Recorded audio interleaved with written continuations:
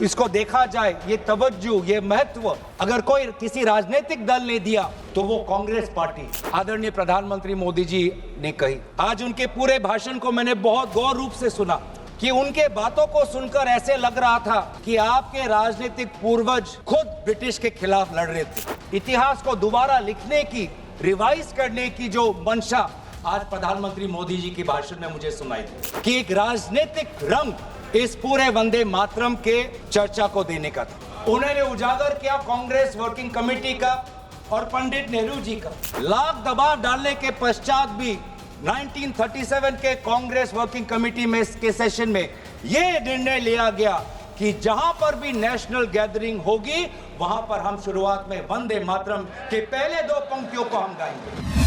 गौरव गोगोई।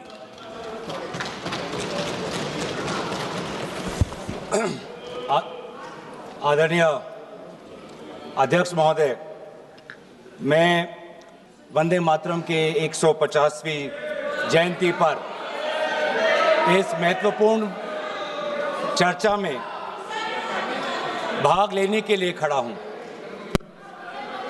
और अपने वक्तव्य के शुरुआत में मैं बंगाल के उस पवित्र भूमि को नमन करना चाहता हूं जिस भूमि से ईश्वर चंद्र विद्यासागर आए, राजा राम मोहन रॉय जी आए, बंकिम चंद्र चटर्जी आए, स्वामी विवेकानंद जी आए, औरबिंदो घोष जी आए, खुदीराम बोस आए, कबीर नजरुल इस्लाम जी आए, रविंद्रनाथ टैगोर जी आए और सुभाष चंद्र बोस जी आए।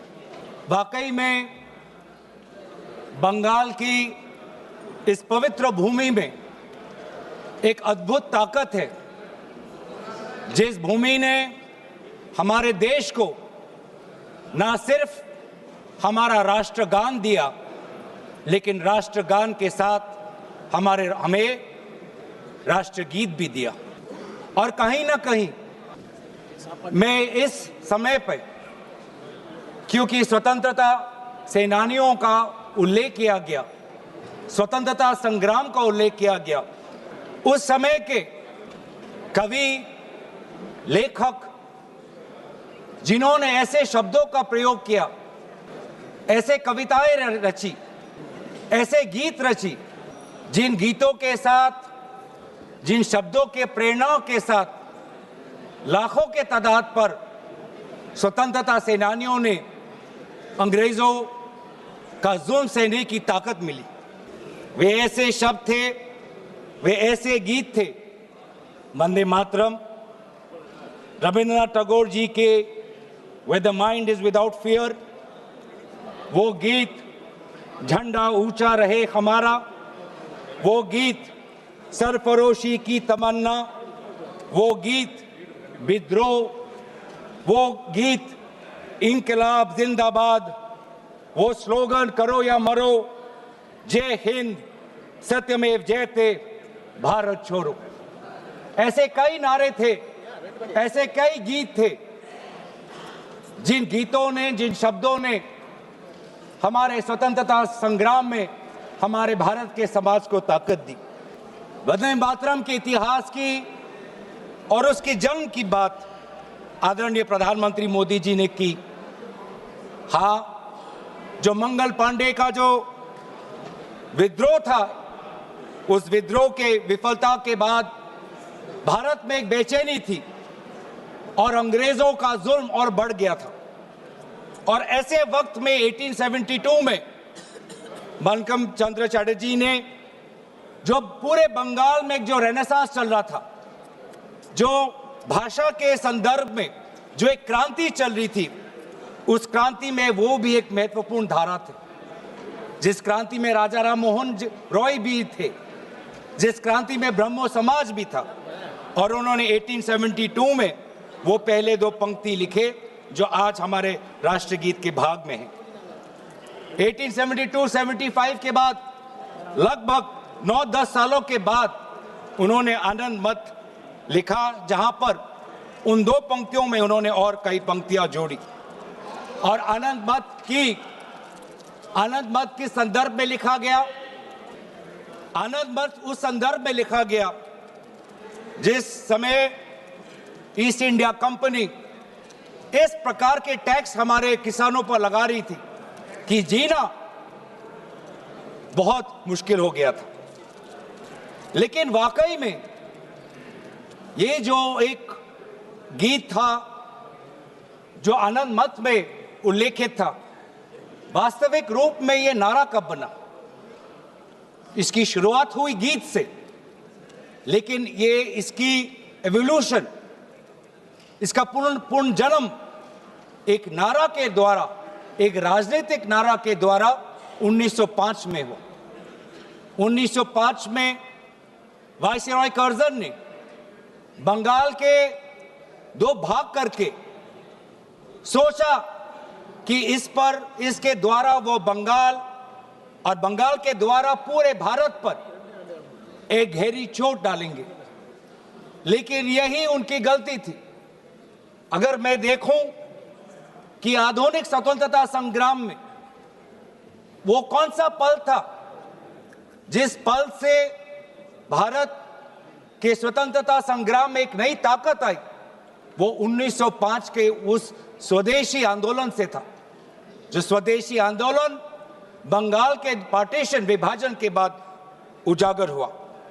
और उसमें जैसे इतिहास में हमने पढ़ा है कि अरबिंदो घोष जी को एक ताकत मिली, वंदे मातरम का वो जर्नल, और उसके द्वारा जुगांतर पार्टी के द्वारा ये मैसेज गया कि हमें भारत को एक नई दृष्टि से, एक नई ताकत से, एक नई मंथन के द्वारा हमें विद्रोह करना है।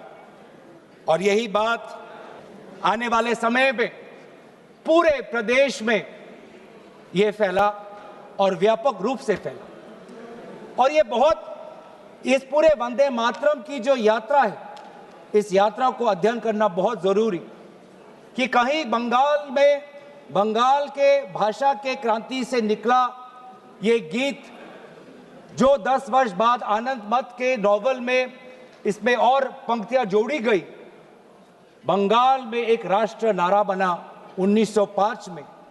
और ऐसी प्रेरणा मिली जिस प्रेरणा से पूरे भारत में वो व्यापक रूप से प्रचारित हुआ। प्रचार होने के कई माध्यम थे। आदरणीय प्रधानमंत्री जी ने ग्रामोफोन का उल्लेख किया, लेकिन पैम्फलेट और पब्लिकेशन का भी एक बहुत महत्वपूर्ण भूमिका थी। ये पैम्फलेट और पब्लिकेशन के द्वारा बंगाल का ये नारा गया पंजाब में, गया महाराष्ट्र में, गया मद्रास में। ट्रांसलेशन के द्वारा आदरणीय सुब्रमण्यम भारती ने जिस प्रकार से 1905 में इसकी ट्रांसलेशन की, 1908 में इसकी ट्रांसलेशन की, तो कई जगह पे ये कन्नड़ में, तमिल में, तेलुगु में, अलग अलग भाषाओं में आनंद मत और आनंद मत के द्वारा पूरे वंदे मातरम की जो व्याख्या है, जो मूल भाव है, पूरे देश में फैला। ನನ್ನ ಫೇವರೇಟ್ ನಂದಿನಿ ಚೀಸ್. ಈಗ ಎಲ್ಲರ ಫೇವರೇಟ್ ನಂದಿನಿ ಚೀಸ್. खुदीराम बोस जी का उल्लेख यहाँ पे किया। और हाँ, जिस प्रकार से कोर्ट ट्रायल्स हुए, सिर्फ खुदीराम बोस जी का नहीं, अरबिंदो घोष जी के भी कोर्ट ट्रायल से पूरे देश को ये दृश्य दिख रहा है कि किस प्रकार से वंदे मातरम के द्वारा हमारे स्वतंत्रता सेनानी ब्रिटिश का विद्रोह कर रहे थे। और फिर सिर्फ स्वतंत्रता सेनानियों के बीच नहीं रहा, एक व्यापक रूप से ये छात्रों के बीच में ये समा गया। वंदे मातरम का उजागर राजामुंड्री आर्ट्स कॉलेज में किया गया, कोकानाडा आर्ट्स कॉलेज में किया गया, गोदावरी, कृष्णा, गुंटूर तक फैला। बांग्लादेश उस समय के माइमन सिंह सिटी कॉलेज तक पहुंचा। और यहां तक भी नहीं, बाहर जब जो हमारा तिरंगा ध्वज जब 1907 में पूरे विश्व में प्रकाशित किया, तो उस तिरंगा झंडा में भी वंदे मातरम उल्लेखित था। कला के द्वारा भी अवनींद्रनाथ टैगोर, उन्होंने एक पेंटिंग, एक चित्र इससे प्रेरणा लेते हुए किया। तो कहीं ना कहीं हमारे पूरे स्वतंत्रता संग्राम में कला साहित्य का एक बहुत महत्वपूर्ण भाषा और बहुत महत्वपूर्ण भूमिका रही है। राजनीतिक नारा से जैसे कि कहा गया, राष्ट्र में इसको एक राष्ट्रीय तवज्जो मिलने लगा और इस वंदे मातरम को सिर्फ एक राजनीतिक नारा नहीं, लेकिन राष्ट्र गीत से इसको देखा जाए, ये तवज्जो, ये महत्व अगर कोई किसी राजनीतिक दल ने दिया तो वो कांग्रेस पार्टी। कांग्रेस पार्टी ने जब 1905 का स्वदेशी आंदोलन भी नहीं हुआ, 1896 में कलकत्ता में कांग्रेस के अधिवेशन में गुरुदेव रविंद्रनाथ टैगोर जी ने खुद वंदे मातरम को एक मधुर वाणी में उन्होंने उसका गीत प्रदर्शित किया और बाद में उन्होंने एक चिट्ठी में लिखा भी पंडित नेहरू को, that the privilege of originally setting the first stanza of Vande Mataram to the tune was mine when the author was still alive। और कहीं ना कहीं ये भी बताने की बहुत जरूरत है कि रविंद्रनाथ टैगोर जी बंकिम चंद्र चटर्जी को बहुत करीबी से उनको मिले और बंकिम चंद्र चटर्जी ने काफी समर्थन भी रविंद्रनाथ टैगोर जी को दिया। 1905 में स्वदेशी आंदोलन भी हुआ और 1905 में कांग्रेस का बनारस में अधिवेशन हुआ, जिस बनारस के अधिवेशन में अध्यक्ष कर रहे थे जी.के. गोखले साहब, और दोबारा 1905 के उस बनारस के अधिवेशन में सरला देव चौधरी जी ने वंदे मातरम का गीत प्रदर्शित किया। लेकिन इस 1905 के बनारस के अधिवेशन में उन्होंने वंदे मातरम में एक बहुत ही महत्वपूर्ण संशोधन वो लाए। वो संशोधन क्या था? जनसंख्या की। जो ओरिजिनल वंदे मातरम था, उस वंदे मातरम में जिस जनसंख्या का उजागर किया था वो था 7 करोड़ का, क्योंकि उस समय बंकिम चंद्र चटर्जी जिस संदर्भ में लिख रहे थे तो वो बंगाल के संदर्भ में लिख रहे थे, जिसमें बिहार भी था, उड़ीसा भी था, असम भी था, और इसीलिए उस संदर्भ में उन्होंने लिखा 7 करोड़। लेकिन जब 1905 में बनारस का अधिवेशन हुआ, उस 1905 के अधिवेशन में सरला देव चौधरी जी ने उस 7 करोड़ को 30 करोड़ करके पूरे एक राष्ट्र का तवज्जो वंदे मातरम को दिया। और वैसे ही महात्मा गांधी ने इंडिया ओपिनियन में उन्होंने लिखा, और 1907 में औरबिंदो घोष ने संध्या के मैगजीन में लिखा कि we want Swaraj for all sons of Mother India. What we want is that Hindus and Muslims both should come together to bring about Swaraj in unison. फिर अभी आप आते हैं जो मूल बात आदरणीय प्रधानमंत्री मोदी जी ने कही। आज उनके पूरे भाषण को मैंने बहुत गौर रूप से सुना, और उनके पूरे 1 घंटे के भाषण का 2 उद्देश्य था। पहला उद्देश्य यह था कि उनके बातों को सुनकर ऐसे लग रहा था कि आपके राजनीतिक पूर्वज खुद ब्रिटिश के खिलाफ लड़ रहे थे। ऐसे लग रहा था कि आपके राजनीतिक पूर्वज ने ब्रिटिश के खिलाफ विभिन्न आंदोलनों में भाग लिया। तो ये जो इतिहास को दोबारा लिखने की, रिवाइज करने की जो मंशा आज प्रधानमंत्री मोदी जी के भाषण में मुझे सुनाई दी। सर, मैं आपके साथ तो मैं तर्क वितर्क करने आया नहीं हूं। और दूसरा जो उद्देश्य था कि एक राजनीतिक रंग इस पूरे वंदे मातरम के चर्चा को देने का था। उन्होंने उजागर किया कांग्रेस वर्किंग कमेटी का और पंडित नेहरू जी का। और ये एक आदत है सर, ये मेरे पास एक टेबल है कि जब जब प्रधानमंत्री मोदी जी किसी भी विषय पे बोलते हैं तो पंडित नेहरू जी का नाम कितने बार लेते हैं और कांग्रेस पार्टी का नाम कितने बार लेते हैं। मैं बस एक ही उदाहरण देना चाहता हूं कि इससे पहले ऑपरेशन सिंदूर का डिबेट में हमने आदरणीय प्रधानमंत्री मोदी जी को सुना। क्या आप जानना चाहेंगे कि पंडित नेहरू का नाम कितने बार उन्होंने लिया? 14 बार। ऑपरेशन सिंदूर पे 14 बार उन्होंने पंडित नेहरू का नाम लिया, और कांग्रेस पार्टी का कितने बार? 50 बार। वैसे ही जब संविधान का 75th एनिवर्सरी मनाया जा रहा था, तब 10 बार पंडित नेहरू जी का नाम लिया और 26 बार कांग्रेस पार्टी का। उस प्रकार से जब 2022 में जब राष्ट्रपति अभिभाषण पे प्रधानमंत्री मोदी जी अपना बात रख रहे थे, तो 15 बार पंडित नेहरू का नाम लिया। 2020 में, सर मैं आपके साथ तर्क वितर्क नहीं करने आया सर, 2020 में जब राष्ट्रपति अभिभाषण पे प्रधानमंत्री मोदी जी ने भाषण दिया, तो 20 बार पंडित नेहरू का नाम लिया। तो इसीलिए उनका आज दूसरा उद्देश्य तो मैं समझ गया, लेकिन बड़े विनम्रता से मैं आदरणीय प्रधानमंत्री मोदी जी को मैं कहना चाहता हूं, और उनके पूरे मैं दल को कहना चाहता हूं, और पूरे इनके ढांचे को कहना चाहता हूं, आप चाहे जितना भी कोशिश कर लो, आप पंडित नेहरू जी के जो उनका योगदान था उस पे एक भी काला दाग आप लगाने में सक्षम नहीं होंगे। आप चाहे पूरे कोशिश कर लो, आप एक भी उन पे काला दाग लगाने में आप सफल नहीं होंगे। हाँ, कांग्रेस वर्किंग कमेटी में और उससे पहले मुस्लिम लीग का विद्रोह था। मुस्लिम लीग ये कहना चाहती थी कि पूरा वंदे मातरम को बहिष्कार करना चाहिए, पूरे वंदे मातरम को बहिष्कार करना चाहिए। लेकिन मुस्लिम लीग को यह अधिकार कहां से मिला? और क्या मुस्लिम लीग के अनुसार हमारा देश चलेगा? क्या मुस्लिम लीग के अनुसार क्या कांग्रेस पार्टी चलेगी? कतई नहीं।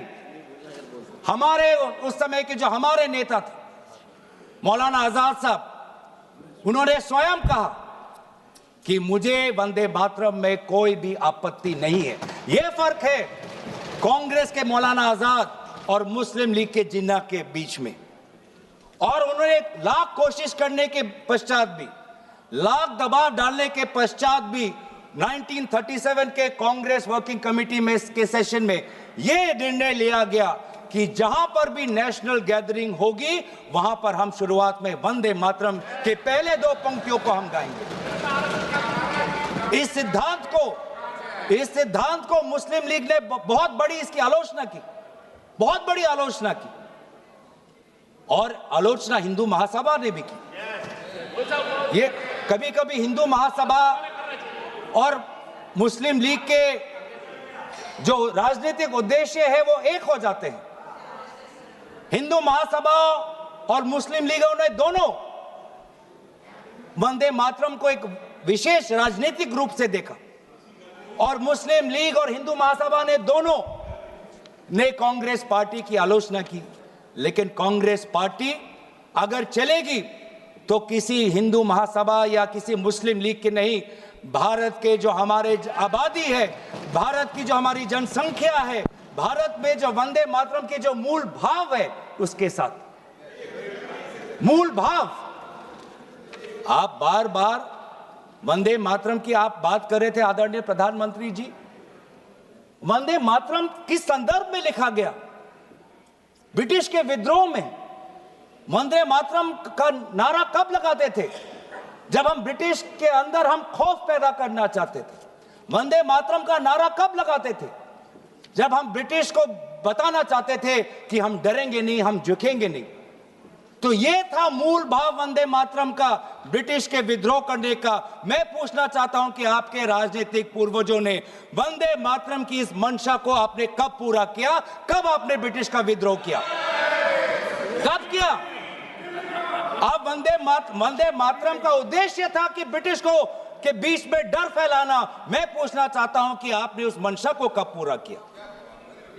1937 की आप बात करते हैं और 1937 में आपको आपत्ति है, तो मैं पूछना चाहता हूं कि 1942 में जब भारत छोड़ो आंदोलन था तब आपके राजनीतिक पूर्वज कहां थे? अगर आपको लगता है कि वंदे मातरम के साथ कांग्रेस पार्टी ने उसको दुर्बल करने की एक साजिश की, तो मैं पूछना चाहता हूं कि आपने जब वंदे मातरम का जो मूल उद्देश्य था कि अंग्रेज और भारत छोड़ो, तो उस भारत छोड़ो के आंदोलन में आप लोग कहां थे? क्या इतिहास गवाह नहीं कि आपके राजनीतिक पूर्वज में उनका नाम नहीं लेना चाहता, कि उन्होंने खुद कहा था कि इस आंदोलन में भाग नहीं लेने का, खुद बोलते थे, दूसरे खुद उन्होंने कहा कि इस आंदोलन में भाग नहीं लेना। और बंगाल में आपके जो राजनीतिक आपके गुरु हैं, मैं उनका नाम भी लेना नहीं चाहूंगा, पर उन्होंने भी खुद कहा था कि भारत छोड़ो आंदोलन में भाग नहीं लेना चाहिए। तो आप वंदे मातरम की बात करते हैं, स्वतंत्रता सेनानियों की बात करते हैं, प्रोपेगेंडा करने की कोशिश करते हैं। जो कांग्रेस वर्किंग कमेटी पंडित नेहरू ने जी के सबके साथ जो विचार विमर्श किया, उसमें सब शामिल थे। उसमें शामिल थे रविंद्रनाथ टैगोर जी, जिन्होंने स्वयं कहा कि जो पहले दो स्टैंजाज हैं वो इतने मधुर हैं, उसमें इतनी ताकत है, जो पूरा सारांश है वंदे मातरम का वो पहले दो स्टैंजाज में। और पंडित नेहरू जी ने भी उस वर्किंग कमेटी में कहा, उस रेजोल्यूशन में, पंडित नेहरू जी को मैं कोट करना चाहूंगा, the words Vande Mataram became a slogan of power which inspired our people and a greeting which ever reminds us of our struggle for national freedom. ये है पंडित नेहरू जी और कांग्रेस पार्टी की मूल भाव वंदे मातरम के पक्ष में। और जिस मुस्लिम लीग ने कहा कि पूरे वंदे मातरम को बहिष्कार करो, उस मुस्लिम लीग को दोबारा करारा जवाब हमने हमारे कॉन्स्टिट्यूएंट असेंबली में दिया 1950 में 24 जनवरी को, जब संविधान की जो बैठक हुई थी, उसके अंतिम दिन पे हमने कहा कि हम मुस्लिम लीग की बात नहीं सुनेंगे, हम वंदे मातरम को नेशनल सॉन्ग का हम ये तवज्जो हम देना चाहेंगे।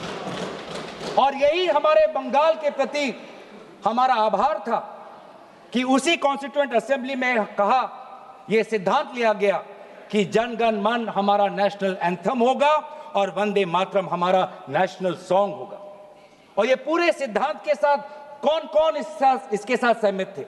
राजेंद्र प्रसाद जी सहमत थे, सी राजागोपालाचारी जी सहमत थे, जीबी पंत साहब सहमत थे, मौलाना आजाद जी सहमत थे, रविशंकर शुक्ला जी सहमत थे।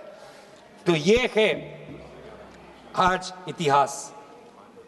वास्तविक में अगर मैं बोलूं कि आपके पार्टी ने कभी बंगाल को समझने की कोशिश ही नहीं की। सत्ता के लालच में आपने कभी बंगाल को समझा ही नहीं। बंगाल की भक्ति को सर, मैं उनके साथ तर्क वितर्क नहीं करने आया। पॉइंट ऑफ ऑर्डर, मैं उनके साथ तर्क वितर्क नहीं करने आया। सर, मैं तर्क वितर्क नहीं और मैं यील्ड करना नहीं चाहता। पॉइंट ऑफ ऑर्डर है, ये नहीं स्पीकर का डायरेक्शन 114 और 115 ये इतिहास को गलत करे। जब भारत अलग हो गया सर, भारत का विभाजन हो गया, मुस्लिम लीग ने जब पाकिस्तान बना दिया 15 अगस्त 1947 को, जब भारत और पाकिस्तान का बंटवारा हो गया, तो मुस्लिम लीग किस कॉन्स्टिट्यूएंट असेंबली में था जिस 24 जनवरी 1950 की वो ये डिबेट है सर। अगर आप मुझे बोलने देंगे तो मैं इनसे कहूंगा कि जैसे हमने आदरणीय मोदी जी को सुना, आप भी सुनने का धैर्य रखें। धैर्य की कमी मत दिखाइए, संयम की कमी अब मत दिखाइए। हमने संयम दिखाया, हमने धैर्य दिखाया, अब आपकी बारी है।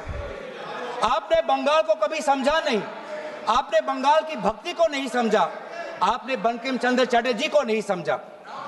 बंकिम चंद्र चटर्जी की जो विचार थे, ये पूरा जो विज्ञान को लेके जो उनके विचार थे, एक फ्री इंडिया को लेके जो उनकी विचार थी, आपने नहीं समझा। आपने रविंद्रनाथ टैगोर जी को नहीं समझा। आपके लिए तो सब कुछ बांग्लादेशी। रविंद्रनाथ टैगोर जी ने 1905 में अमार सोनार बांग्ला लिखा। आप इतिहास नहीं जानते, आपने रविंद्रनाथ टैगोर जी का इतिहास नहीं पढ़ा। और जब कहीं आपको अमार सोनार बांग्ला आपको सुनाई पड़ता है तो आपको सिर्फ बांग्लादेशी सुनाई पड़ता है।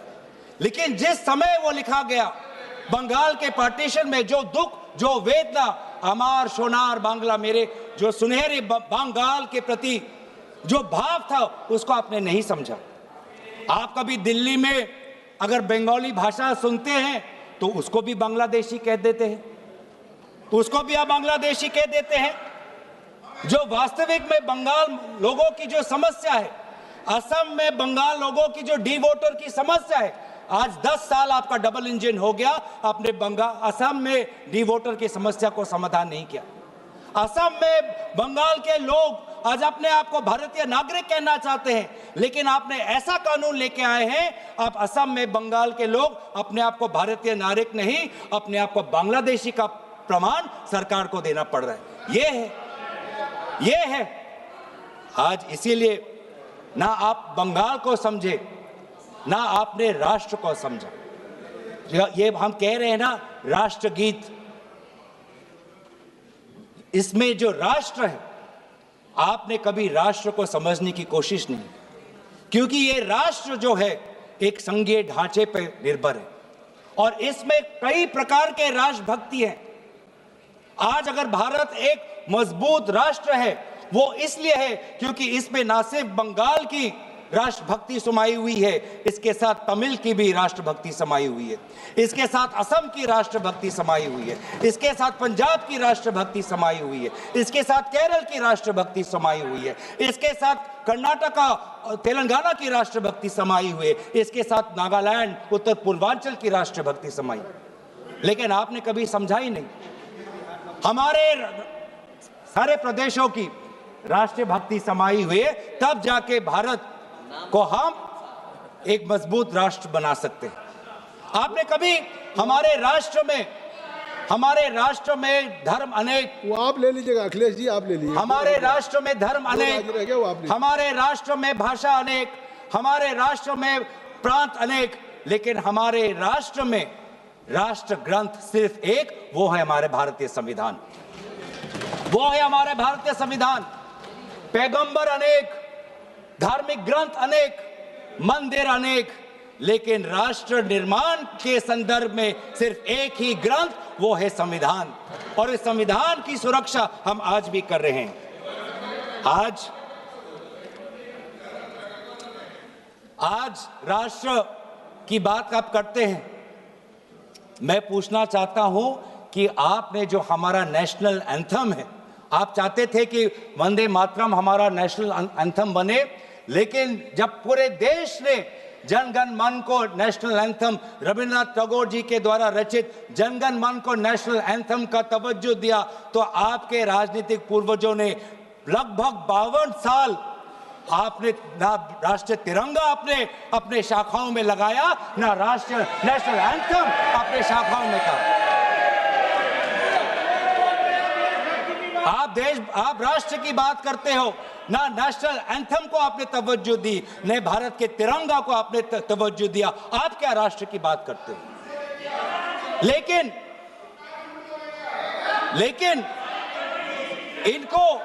इनको सत्ता का, इनकी जो परिभाषा है सत्ता की, वो अलग है। इनको लगता है कि अगर सत्ता मिल गया तो पूरे राष्ट्र पर ये शासन चलाएंगे। ये लोग, यही फर्क है, मैं समझ, यही। धन्यवाद संजय जायसवाल जी, धन्यवाद, क्योंकि हमारे लिए सत्ता शासन का नहीं, हमारे लिए सत्ता सेवा का माध्यम है, सेवा का माध्यम। ये फर्क है। ये संजय जी को आप धन्यवाद दे रहे हैं। ये फर्क है। ये संजय जी को आप धन्यवाद। सर आपके साथ तो मैं नहीं करने, आपके साथ तो नहीं करना। ये फर्क है राजतंत्र और लोकतंत्र में। राजा शासन करना चाहता है और सेवक भारत के संविधान को सेवा करना चाहता है। ये फर्क है राजा और सेवक में। और आज यही हम देख रहे हैं कि आज हमारे भारत के लोग अनेक समस्या उठा रहे हैं, लेकिन उस समस्या का एक भी उल्लेख नहीं। सर आज अगर हम राष्ट्र की बात कर रहे हैं, राष्ट्र के प्रति हमारे भक्ति की बात कर रहे हैं, राष्ट्र के प्रति आपकी सेवा के लिए धन्यवाद। सभापति महोदय थोड़ा मुझे सुनिए। सभापति महोदय, मुझे हम राष्ट्र के प्रति हमारे कर्तव्य की बात के प्रति हमारे कर्तव्यों की हम बात कर रहे हैं। आज सदन पहली बार भारत के राजधानी में बम विस्फोटन हुआ, एक बार भी उसका उजागर आदरणीय प्रधानमंत्री मोदी जी नहीं किया। हम 150वीं जन्म जयंती वंदे मातरम की मना तो रहे, लेकिन क्या हम आज वर्तमान के भारत को सुरक्षा दे पा रहे हैं? क्या हमने दिल्ली के राजधानी में हमारे दिल्ली वासियों को हमने सुरक्षा दी? क्या हमने जम्मू कश्मीर में हमारे वहां के पर्यटकों को सुरक्षा दी? ये काम, ये कर्तव्य नहीं है? हम कैसे मनाएंगे? ये वंदे मातरम की चर्चा पर है। सर, विकसित भारत की बात कर सकते हैं तो वर्तमान की बात भी कर ही सकते हैं। 2047 की बात कर सकते हैं तो 2025 की बात भी कर सकते वंदे हैं। मातरम के 150 वर्षों की यात्रा का आज आलोचना तो आज हम सुरक्षा की बात करते हैं। आज हम सुरक्षा की बात करते हैं। किसी की आलोचना नहीं की आज सभापति महोदय, प्रधानमंत्री ने किसी की आलोचना नहीं की। सभापति महोदय, सभापति महोदय, तो इसलिए वंदे मातरम तक रहे। सभापति महोदय, अगर वास्तविक में अगर 150वीं जन्म जयंती वंदे मातरम का पालन करना है तो हमें सुरक्षा देना होगा, स्वास्थ्य की सुरक्षा देनी होगी।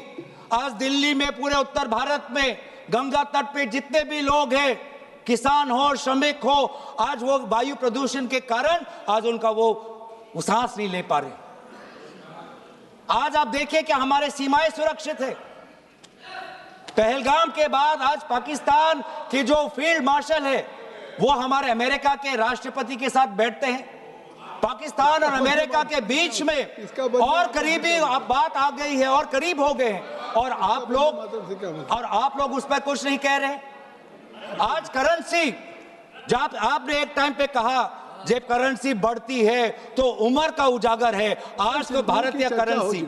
सर, मैं आपके साथ मैं ऑपरेशन सिंदूर की चर्चा हो चुकी है, उस पे आप लोगों ने भी किया था और स्पष्ट के दिया था। मुझे लगता है आज वंदे मातरम की 150 वर्षों की यात्रा है। आज इसको, अगर इस चर्चा को किसी आरोप प्रत्यारोप से या विवादों से ऊपर रखें तो ज़्यादा अच्छा होगा। सर, 150वीं जयंती तो वर्तमान में मना रहे हैं, तो वर्तमान में भारत के प्रति जो हमारे कर्तव्य है उसकी बात ना करें तो हम कैसे करें? और इसीलिए आज करेंसी, जिस करेंसी का आपने उजागर किया कि करेंसी जब बढ़ती है तो किसी का उम्र का उदाहरण मिलता है, आज तो 100 तक पहुंच गया करेंसी।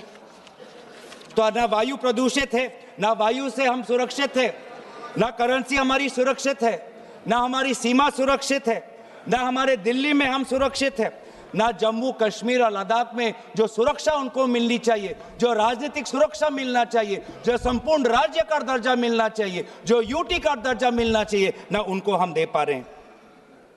आज ना हमारा उद्योग सुरक्षित है। आज मोनोपोलीज के कारण आज आम ग्राहक आज बड़े बड़े उद्योगपति के पैर पे आज पड़ा हुआ है। इंडिगो के आज हम देख रहे हैं कि एक मोनोपोली आई, जिस मोनोपोली के कारण आज आम व्यक्ति आज रो रहा है। आज एक आम व्यक्ति आज उसके घर उजड़ गए। आपसे हमने ऐसे, एक मिनट सुन लें, आपसे आग्रह करता हूं कि स्वयं ऑनरेबल स्पीकर ने कहा था कि आज जो हम चर्चा कर रहे हैं ये केवल वर्तमान के लिए नहीं, आने वाली पीढ़ियों के लोग भी आज की इस चर्चा से प्रेरणा लेंगे। देखिए, आपकी इस चर्चा से प्रेरणा लेंगे और मुझे लगता है कि आपको बहुत से अवसर मिलेंगे जब आप आलोचना कर सकते हैं, आरोप प्रत्यारोप कर सकते हैं, लेकिन आज की चर्चा कम से कम मैं आपसे धन्यवाद सर। वंदे मातरम राष्ट्र के प्रति हमारे कर्तव्य को उजागर कर, और आज तो हमारा वोट भी सुरक्षित नहीं है, आज तो हमारा वोटर लिस्ट भी सुरक्षित नहीं है। आज हम विभिन्न प्रदेशों में देख रहे हैं कि किस प्रकार से ये सरकार यूपीआई की बात करती है, जेम ट्रिनिटी की बात करती है, आधार की बात करती है, लेकिन मशीन रीडेबल वोटर लिस्ट नहीं देना चाहती। वो काम वो कागज से करवाना चाहती है। तो ना आज वोट सुरक्षित है, ना आज स्वास्थ्य सुरक्षित है, ना सीमा सुरक्षित है, ना करेंसी सुरक्षित है, ना व्यापार सुरक्षित है। ऑनलाइन कॉमर्स आने के बाद आज भारत का वो छोटा दुकानी, आज वो मध्यम वर्ग का दुकानी आज पूरा तहस नहस हो गया। आज इसके ऊपर ये हमारी सरकार क्या कर रही है? लेकिन ये सरकार सवाल से डरती है। ನನ್ನ ಫೇವರೇಟ್ ನಂದಿನಿ ಚೀಸ್. ಈಗ ಎಲ್ಲರ ಫೇವರೆಟ್ ನಂದಿನಿ ಚೀಸ್. चर्चा से डरती है और ये चाहती है कि अगर ये संस्थाओं को इन्होंने अगर कैप्चर कर लिया, आपने ये चर्चा संस्थाओं इतनी को अच्छी शुरू की थी, और अगर आप अपने चर्चा के भाषण करें तो वाकई वो चर्चा देश के लिए एक अच्छी आपने की, लेकिन अब उस चर्चा को मुझे लगता है वहाँ तक रखिए सीमित। तो आप सर मैं तो अपने विषय पे अपने विषय पे रहूंगा, मैं अपने विषय पे रहूंगा। ये सरकार ये समझती है कि अगर इन्होंने संस्थाओं को जकड़ लिया तो भारत की हमारी जो सोच है, भारत के जो हमारी जो मूल्य हैं, उनको भी जकड़ लेंगे, उनको भी कब्जा कर लेंगे। ये होने नहीं वाला। आप भले जुडिशरी को कब्जा कर सकते हो, आप भले निर्वाचन आयोग को कब्जा कर सकते हो, आप भले इनकम टैक्स को कब्जा कर सकते हो, आप भले ईडी को कब्जा कर सकते हो, लेकिन भारत के आवाम की लोकतंत्र, इसको जुडिशरी पे जो आलोचना हो रहे हैं ये कार्रवाई का हिस्सा नहीं होगा। भारत के संसदीय कार्य राज्य मंत्री माननीय अर्जुन राम मेघवाल जी, जुडिशरी पे कब्जे करने वाली बात ये कैसे कह रहे हैं साहब सदन में? ये जुडिशरी पे, ये न्यायपालिका पे अपमान है। सुप्रीम कोर्ट का ये क्या कह रहे हैं? ये कोई नोटिस दिया है क्या चर्चा करने के लिए? जुडिशरी पे हमने उसको कार्रवाई के हिस्से से निकाल दिया। हाँ ठीक है, ओके। बोलिए। तो सर ये आज हमारे भारतीय नागरिकों के आम जो अधिकार है उनको भी कब्जा करना चाहती है। जो वोट देने का अधिकार, जो स्वतंत्र विचार का अधिकार, किसी से प्रेम करने का अधिकार, अपने अनुसार विचार रखने का अधिकार, सरकार को आलोचना करने का अधिकार, सरकार को सवाल पूछने का अधिकार, इन अधिकारों को भी ये छीनना चाहती है। और अगर यह इन अधिकारों को छीनना चाहती है तो ये बंकिम चंद्र चटर्जी के काल्पनिक जो कल्पना के अनुसार जो भारत के जो सपना देखा था उसके विरोध में वो जा रहे हैं।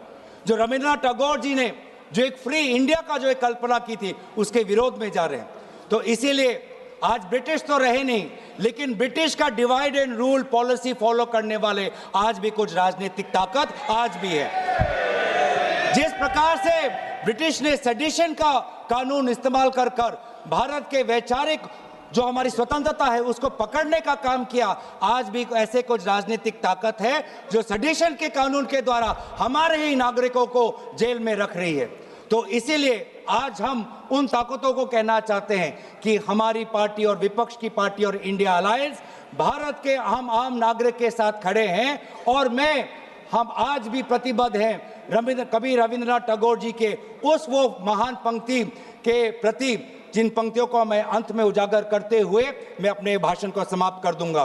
Where the mind is without fear, where the mind is without fear and the head is held high, where knowledge is free, where the world has not been broken up into fragments by narrow domestic walls, where words come out from the depth of truth, where tireless striving stretches its arms towards perfection, where the clear stream of reason has not lost its way into the dreary desert sand of dead habit, where the mind is led forward by thee into ever-widening thought and action, into that heaven of freedom, my Father, let my country awake। इन्हीं पंक्तियों के प्रति हम हमेशा कार्यबद्ध रहेंगे और यही कहते हुए मैं अपनी वाणी को समाप्त करना चाहता हूँ। धन्यवाद। जय हिंद, वंदे मातरम। अखिलेश यादव जी। ಮತ್ತಷ್ಟು ವಿಶೇಷ ವಿಡಿಯೋಗಳನ್ನು ನೋಡಲು ಮತ್ತು ಹೊಸ ವಿಡಿಯೋಗಳ ಬಗ್ಗೆ ತಿಳಿಯಲು ಈ ದಿನ .com ಯೂಟ್ಯೂಬ್ ಚಾನೆಲ್ ಸಬ್ಸ್ಕ್ರೈಬ್ ಮಾಡಿ ಮತ್ತು ಬೆಲ್ ಐಕಾನ್ ಕ್ಲಿಕ್ ಮಾಡಿ।